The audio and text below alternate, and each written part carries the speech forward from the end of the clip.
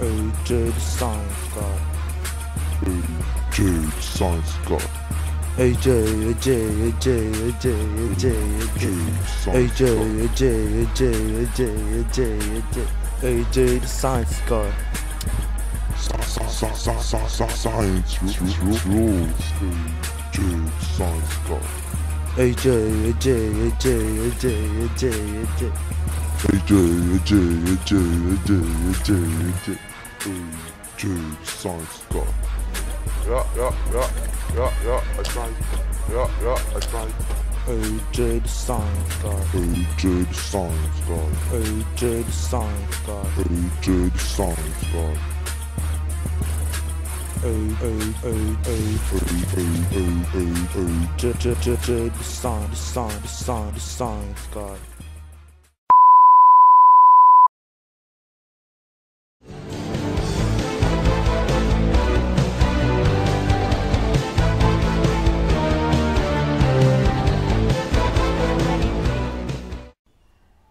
An asterism is a star pattern that is not officially classed as a constellation.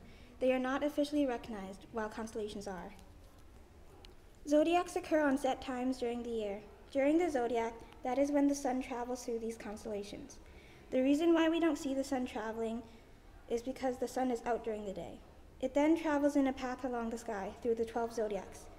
This is called the ecliptic path. The ancients named the constellations after a certain figure that it seemed to form in the sky. They are named after gods and goddesses and also famous heroes. They are named for mythological beings and after the animal or person they resemble, in honor of these figures. Here it comes, can't you see? Comparing the star pattern and the image of the constellation. There are 12 zodiacs: Aries, Taurus, Gemini, Cancer, Leo, Virgo, Libra, Scorpio, Sagittarius, Capricorn, Aquarius, and Pisces, as well as many other constellations such as Orion, Ursa Major, Ursa Minor, and many more. As you heard before, the zodiacs were named after a certain god or goddess or an image in the sky, except that the main question we had while doing this project is exactly how the star pattern and the constellations connect. The biggest problem we had was that we couldn't find the real star patterns for the constellation. We found lots, however, that we were unsure on which one was real and which one would be the right one. So yeah, here are some examples. This first example is on the Virgo constellation, which came in different forms.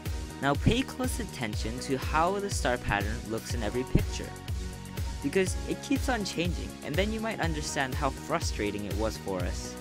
Okay, so let's get started. This first one is this pink apron looking thing, and the next is this girl with a ponytail sitting down. And here is the one you saw before, and finally this other star pattern. Now did you see the differences in the star patterns?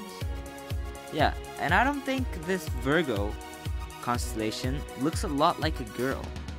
If I were to make it into a creature or a person, I think it'd be more of a whale. Like so, with its mouth wide open. Well, the other example I have is this one constellation of Leo, which in this picture has a triangle in the back, while on this next picture, it connects all the way around rather than having a tail. But still, in my opinion, if I were to make an animal out of it, I'd think that it looked more like a horse. Like this. Yes. See how this makes much more sense than if it was a lion?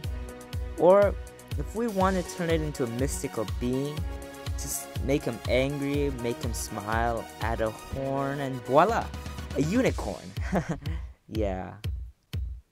But apparently, even though my zodiacs make much more sense, the reason why the constellations are these specific animals and figures is because there are stories behind them.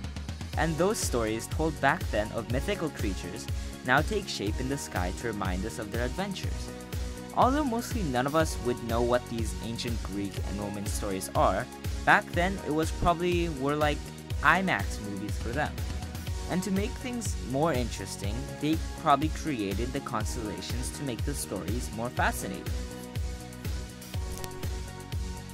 Well, we hope you liked our presentation.